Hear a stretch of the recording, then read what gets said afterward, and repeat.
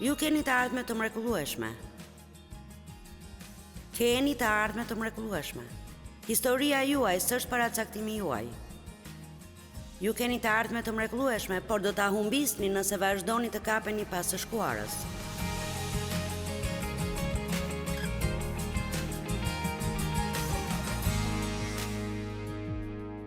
Në rregull, do të bëj një seri mesazhesh me titull Të ngulmosh dhe të ecësh përpara. Nuk dua trokitët, por e prisja këtë. Doja ta quaja të ecësh përpara me rëshkitje, sepse na pëlqen më shumë rëshkitja se sa ngulmimi.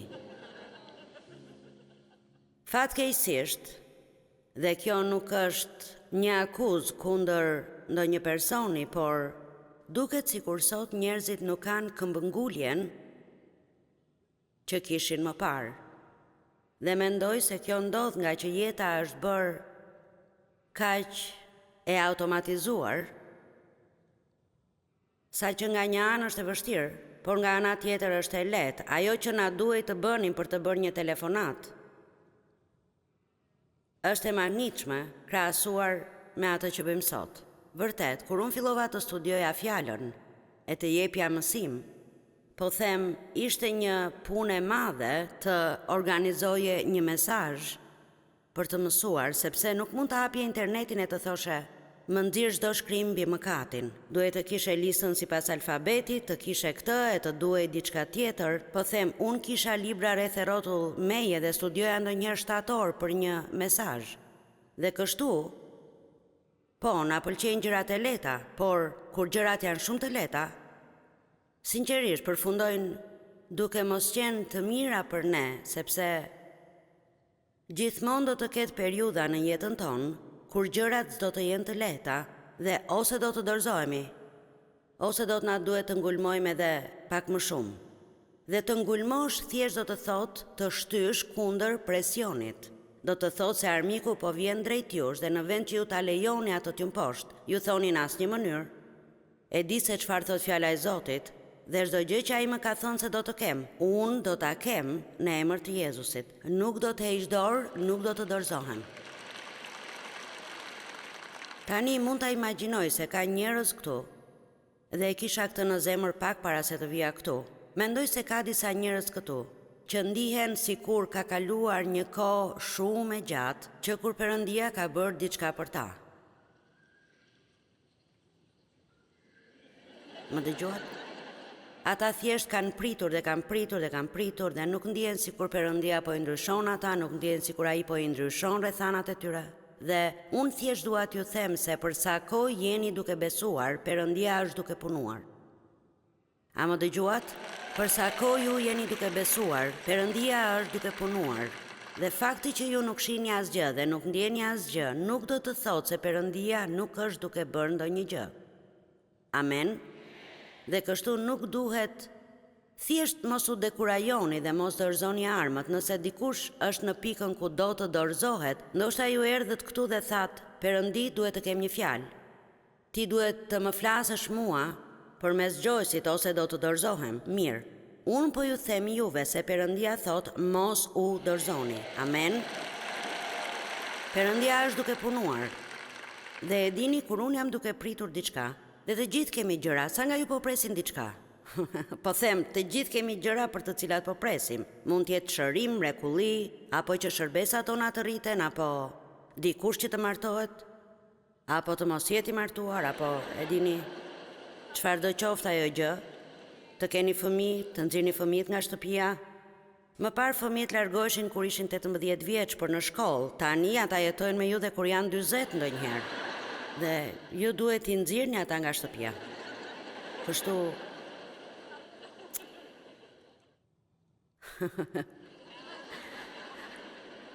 Kështu, çfarë do qoftë ajo që jeni duke pritur, nëse nuk ishni dorë, Perëndia do t'ju jap ose atë që i keni kërkuar, ose diçka tjetër më të mirë. Dua që ju ta kuptoni këtë, sepse s'dua të largoheni prej këtej pa e kuptuar. Unë jam dorëzuar 1 milion herë, por puna është se Perëndia s'do t'ju lërë të ishni dorë. A I do t'ju ngrej për sërje, do t'ju bëj të vazhdoni. Kështu, neve do t'na duhet të ngulmojmë për dhe përmes gjërave, dhe është një parim që ne duhet ta kuptojmë. Një zog I vogël shqiponje në një vezë ka një dhëmb të vogël në majtë të sqepit. Ai nuk e ka ma të kuritet, por ai ka këtë dhëmb në majtë të sqepit, dhe kur është koha të dal nga veza, ai çukit dhe çukit dhe çukit dhe çukit. Duket sikur ai do të çukis për gjithmonë duke u përpjekur të thyej vezën. Dhe dikush mund të mendoj se zogu ka nevojë për ndihmë dhe t'ja thyej vezën, por nëse e bën këtë, ajo që ndodh është se zogu bëhet I dobët dhe nuk bëhet ashtu siç Perëndia e projektoi të ishte, sepse gjithë ajo punë, gjithë ajo çukitje, gjithë ai ngulmim për të ardhur në jetë, është ajo që e ndihmon atë për gjatë jetës më vonë. Kështu keni kujdes kur I bëni gjëra të lehta për fëmijët, sepse ndonjëherë ata duhet të kalojnë nëpër disa gjëra që të jenë gati të kalojnë përmes disa gjërave që u duhet të kalojnë më vonë kur jeta bëhet e vështirë. Tani, të dëshiruarit nuk bën asgjë për ne. E po unë dëshiroj. Mirë, të dëshiruarit nuk bën asgjë për ne. Ne duhet të ngulmojmë. Vera bëhet duke kaluar rrushin përmes shtypjes, dhe shpesh vera përfaqëson fuqinë në Bibël. Për shembull, vera e re nuk mund të futet në kacek të vjetër, që në thelb do të thotë se fuqia e re nuk mund t'i jepet dikujt që po kapet ende pas rrugëve të vjetra. Amen. Ju keni të ardhme të mrekullueshme. Keni të ardhme të mrekullueshme. Historia juaj s'është paracaktimi juaj. Ju keni të ardhme të mrekullueshme, por do ta humbisni nëse vazhdoni të kapeni pas së shkuarës. Dhe kështu do të flasim sot në lidhje me fillimet e reja. Por së pari, unë duhet të bëj këtë parathënie të shkurtër në lidhje me ngulmimin, sepse nëse nuk e kuptoni se jo çdo gjë do t'jetë e lehtë, dhe se ndonjëherë juve do t'ju duhet të prisni dhe ndonjëherë do t'ju duhet të shtyni e të ngulmoni, dhe kjo s'do të thotë se Perëndia nuk na jep hir. Por hiri nuk do të thotë se Perëndia bën gjithçka që ne të rrim rehat e të mos bëjmë asgjë. Amen. Prej hirit me anë të besimit jeni shpëtuar. Mirë, hiri I Perëndis është në dispozicion, por jo të gjithë shpëtohen sepse jo të gjithë do të besojnë. U bëft ashtu si besove ti. Perëndia gjithmonë na jep një pjesë, ne jemi partner me Perëndin. Thjesht imagjinoni se sa e mërzitshme do t'ishte jeta. Nëse ju nuk do të bënit asgjë, veçse të thoshnit një lutje dhe Perëndia të bënte gjithçka për ju dhe juve s'do t'ju duhej të bënit asgjë. Perëndia dëshiron të jemi partner me të, kur të shohim se si realizohen ato gjëra që ai ka siguruar për ne. E shkuara është si një magnet. Ajo përpiqet të na tërheq pas. A ndjeni ndonjëherë sikur armiku po përpiqet ju kthej tek zakonet e vjetra? Ju duhet të ngulmoni jo vetëm të dilni nga gjërat e këqija, por dhe të hyni në gjërat e mira. Do të marrim paqen si shembull. Unë u rita në një atmosferë ku nuk ishte paqe, të jem e sinqert dhe s'po egzagjeroj. Unë as që nuk e dija se çfarë ishte paqja, derisa njoha Devin. Të gjithë në familjen time ishin jo funksional. Nuk e dinim këtë fjalë në atë kohë, por ata ishin jo funksional. Shumë jo funksional. Dhe sigurisht I mat abuzonte me mua, mamaja e dinte, por kishte frikë të bënte diçka për këtë. Vëllai im shkoi në ushtri kur ishte 17 vjeç dhe u kthye me varësi ndaj drogës dhe përfundoi duke I dhënë fund jetës sepse ai ishte aq I dëshpëruar sa nuk mund të çlirohej dot dhe ai ishte njeri që nuk ngulmonte. Ai nuk ngulmonte fare. Ai donte të gjithë të tjerë të bënin çdo gjë për të. Ne e morëm në shtëpi, ai jetoi me ne për rreth 4 vite një herë, për sa kohë unë I thosha ngriu dhe shko në punë, ai ngrihej dhe shkonte. Por nëse unë nuk e zgjoja, ai rinte shtrirë dhe nuk shkonte. Dhe ju duhet ju duhet të bëni edhe vetë ca gjëra. Mos merrni në telefon gjithmonë të tjerët e t'i pyesni se ku është një shkrim i caktuar. Kërkojeni vetë.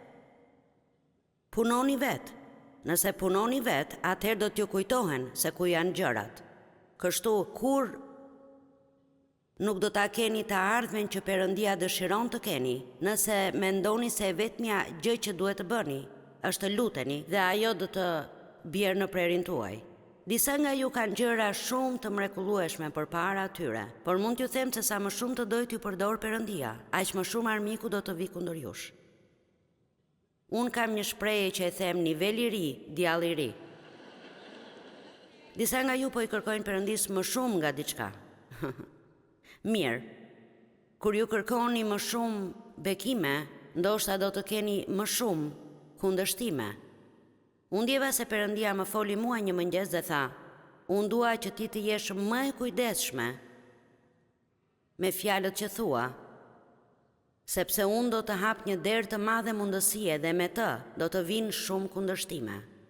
Dëgjoni, ju nuk merrni vetëm mundësi, por merrni gjithashtu edhe kundërshtime. Dhe kështu, kur Perëndia dëshiron të na ngrejë më lart, mishi ynë duhet të shkojë shumë poshtë.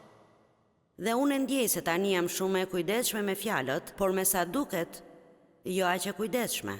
Dhe po them, sa më shumë t'ju përdor Perëndia, sa më shumë t'ju bekoj Perëndia, aq më të përgjegjshëm është e nevojshme të jeni. Ma merr mendja se asnjë nga ju nuk ka problem me fjalët që nxjerr nga goja, apo jo?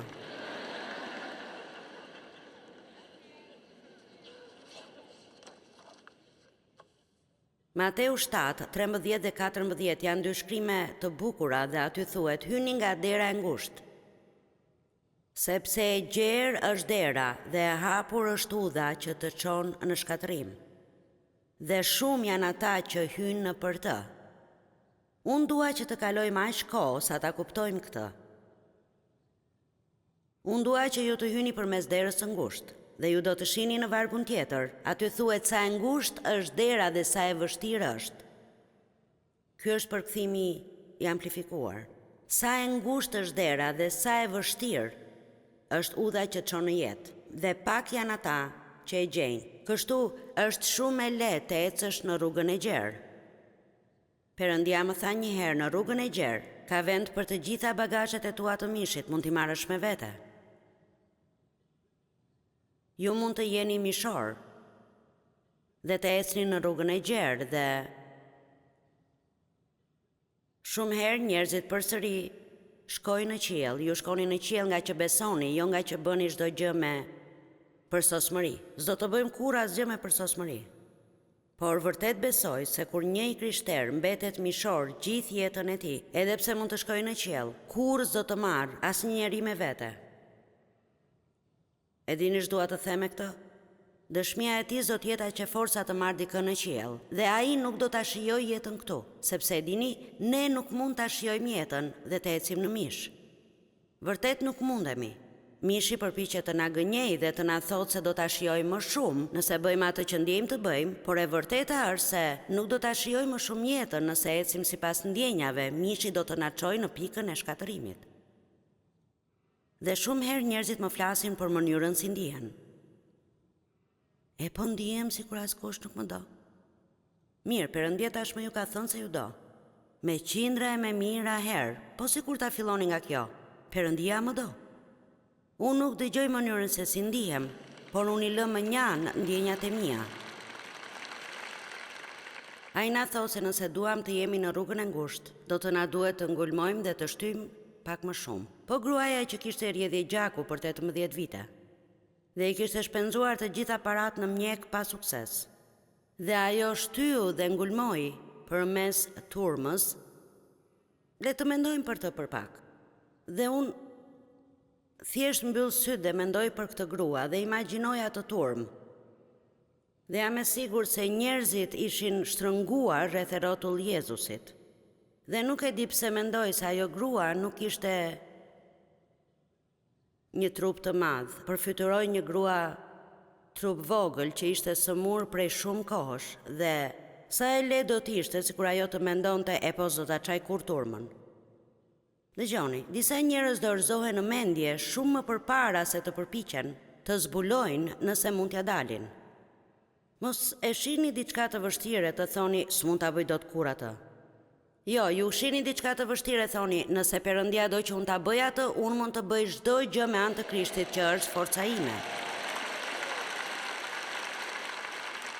Ne na pëlqen ky shkrim, duar trokasim për të, por dëgjoni që thot, unë mund të bëj çdo gjë me anë të Krishtit që më jep forcën. Ai na jep neve aftësinë, por duhet të veprojmë vetë. Tani dua të jemi qartë, nuk po flas për përfshirje në veprat e mishit. Nuk po flas në lidhje me përpjekjet për të realizuar gjërat vetë në mish. Mos u përpiqni të bëni asgjë pa Perëndin. Ju duhet hiri Perëndis për çdo gjë që bëni që ajo të funksionojë. Por mos prisni që hiri të jetë gjithçka që ju nevojitet. Sepse Perëndia do t'ju kërkojë të bëni ose të mos bëni disa gjëra, dhe është shumë e rëndësishme që ju të jeni të bindur ndaj tij, qoftë diçka e lehtë apo qoftë diçka e vështirë. Amen. Në rregull, tani dua të bëj një deklaratë dhe ndoshta do ta bëj disa herë për gjatë takimeve dhe ja edhe pjesa e vështirë, por nëse ju do të arrini ta kuptoni këtë dhe të merrni zotimin ta bëni, wow, ju do të jeni gjithmonë të suksesshëm. Ju duhet të filloni të bëni atë që është e drejtë. Edhe atëherë kur nuk ndiheni mirë.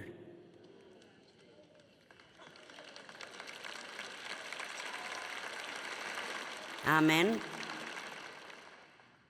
Sa nga ju luajnë golf? A luani golf? Dave ngrije dorën lart, dëgjova? Nuk qenë keni dhaj shumë, disa nga ju janë shumë të zgjuar. Por Devi luan shumë, në fakt kam luajtur golf me të për 20 vite dhe pastaj pata një problem me brylin dhe s'luajta dot më. Është një lojë që të ha shumë kohë dhe unë shkruaja në atë kohë dhe nuk kisha kohë, por goditja e topit në këtë lojë është gjëja më e çuditshme në botë. Ju s'do ta mendonit kurrë që do të duhet të rinit në atë lloj pozicioni për ta goditur topin drejt. Unë s'mund ta besoja kur Devi po më mësonte si të luaja golf, se do të isha ndonjëherë në atë pozicion që ishte i bezdisshëm dhe ta godisja topin drejt. Mirë, në një farë mënyrë kështu ndiheni kur ju merrni vendimin për të bërë diçka të drejtë dhe thjesht nuk ndiheni mirë ta bëni. Ju thoni pse duhet jemi mirë me atë person kur ai më trajtoi në atë mënyrë.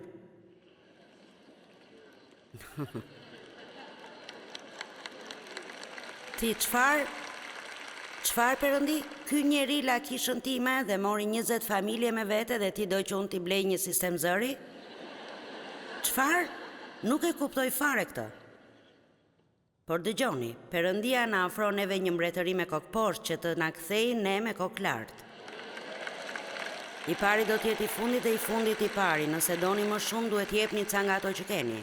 Po them sinqerisht, matematika e Perëndisë është, si ta them, funksionon, por nuk do të them më shumë. Ka përcejeni dhimbjen e ndjenjave dhe bëni atë që e dini se duhet të bëni, edhe nëse jeni ende të lënduar. Po e përsëris. Ju nuk mund të prisni derisa të ndjeni ta bëni atë që është e drejtë. Pyes veten se sa njerëz këtu sot janë të zemëruar me dikë.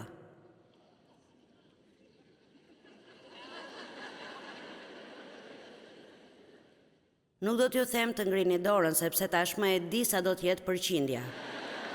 E kam bërë shumë herë këtë, dhe është gati 70 apo 80%.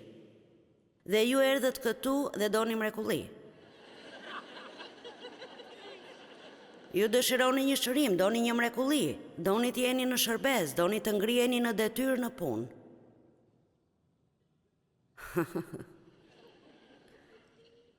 Aha.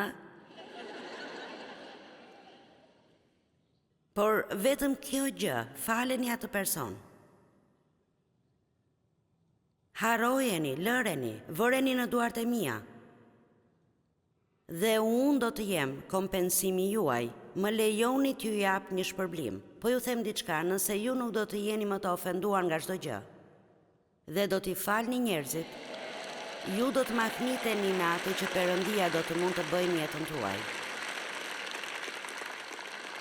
Ju më të keni një arsye të zemroheni, por jo të drejtë të zemroheni. Sepse po të hyni më thellë kësaj, Perëndia ka një arsye të jetë i zemëruar me ne. Por prap nuk është, ai tregon mëshirë vazhdimisht, vazhdimisht. Por është shumë e vështirë. Ti nuk e di se çfarë më ka bërë mua. Me siguri Perëndia nuk pret që unë ta fal, po ja që ai pret, është e shkruar në të gjithë Biblën. Dhe në fakt, lutjet e unë as mund të marrin përgjigje. Do të harxhoni kohën kot, nëse do të shkoni tek Perëndia të luteni dhe të jeni të zemruar. Po them, është në Bibël. Ai thotë se do të përgjigjet lutjeve dhe nëse ju keni diçka kundër dikujt, lëreni, harojeni, faleni atë. Ne nuk mund të zgjedhim ato vargje që na pëlqejnë më shumë. Po them, ju mund ta bëni Biblën të thotë çdo gjë që doni, nëse do të zgjidhni ato që ju pëlqejnë më shumë. Duhet të lexojmë gjithë librin, apo jo? Të gjithë librin.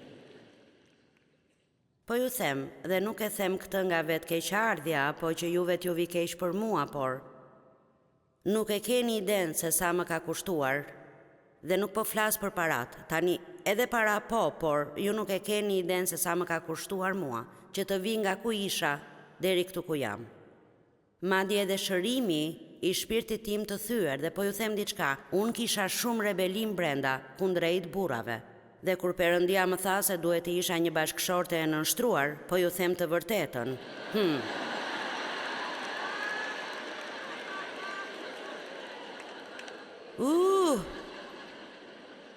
Po them shpërtheja, e dini?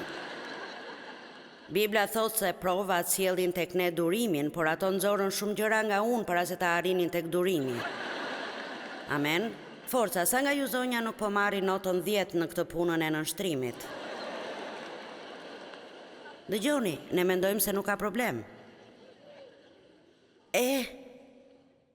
Është një epokë e re. Dhe nuk po them që ta lejoni dikë që t'ju shkel me këmbë, them të jeni të nënshtruara edhe ndaj autoritetit. Po ju them diçka, nëse jeni të dëshpëruara për një ndryshim në jetë, duhet ta merrni seriozisht këtë. Kam folur gjithmonë për paqen, por vetas që nuk e njeh paqen derisa njoha devin. Dhe pasi e pash atë të ishte i qëndrueshëm dhe njësoj për disa vite rresht, unë mendova, edhe unë e dua këtë. Unë nuk dua të kem luhatje humori dhe sa herë që rrethanat ndryshojnë, unë të isha e zemëruar gjithkohon dhe acaruar gjithmonë. Dua të them, unë dëshiroja paqe. Mirë, isha lutur për paqe. O Perëndi, më je paqe, më je paqe, më je paqe. Dhe asgjë nuk ndryshonte, e dini pse? Sepse Jezusi tha, paqen time po ju a lë. Tani mos e lejoni veten të shqetësoheni e zemëroheni. Kështu, ai tashmë na ka dhënë atë që na duhet, ne duhet ta aktivizojmë atë dhe ta përdorim atë. Dhe mua më deshën disa vite, por isha e vendosur se do të jetoja në paqe. Dhe kështu unë fillova, gjëja e parë ishte se fillova të kushtoj vëmendje gjërave që më shqetësonin. Mu desh të gjeja problemin e vërtet, sepse ndonjëherë ju jeni të zemëruar e të acaruar para se ta kuptoni çfarë po ndodh. Dhe kështu ndoshta duhet të shihni problemin më thellë e të thoni cila është rënja e tij. Çfarë po ndodh? Unë besoj se disa njerëz, nga që janë të pikëlluar e të lënduar për diçka që humbën 20 vite më parë, e nxjerrin atë si zemrim. Ne duhet të mësojmë të jetim pas krave gjërat që janë pas, dhe ta lëm Zotin të na sjellë në një fillim të ri. Dëgjoni, Perëndia ka një fillim të ri për gjithë secilin prej jush. Ju mund të filloni përsëri. Nuk jeni në rrugë pa krye. Nuk ka marrë fund për ju. Ju nuk jeni shumë të vjetër. Mos më flisni për plakjen. Unë do t'jem 76 vjeç për 2 muaj dhe jam ende këtu. Kështu... Po, ka disa gjëra që nuk punojnë si që punonin më parë. Janë duke më ndihmuar në këto takime, më parë i bëja vetë gjitha, por unë them çfarëdo që kam Perëndit ti do ta përdorosh. Amen. Mos më thoni se jeni të vjetër për të bërë diçka. E po, unë kam shumë fëmijë. Unë e fillova këtë shërbes kur kisha 3 adoleshent dhe 1 bebe. Mjafti pa rrethanat ku jeni e të thoni, e po kjo është e pamundur, është e vështirë. Të gjitha gjërat janë të mundura me Perëndin. Amen. Mirë, për të kapur pas fillimeve të reja që Perëndia ka për ju, ka 2 gjëra që ju duhet të bëni. Lërini pas gjërat e së shkuarës dhe ngulmoni drejt gjërave përpara. Do t'jetë shumë sfiduese ndonjëherë, por kujtoni atë që Bibla na thot, ju mund të bëni çdo gjë me anë të Krishtit që është forca juaj.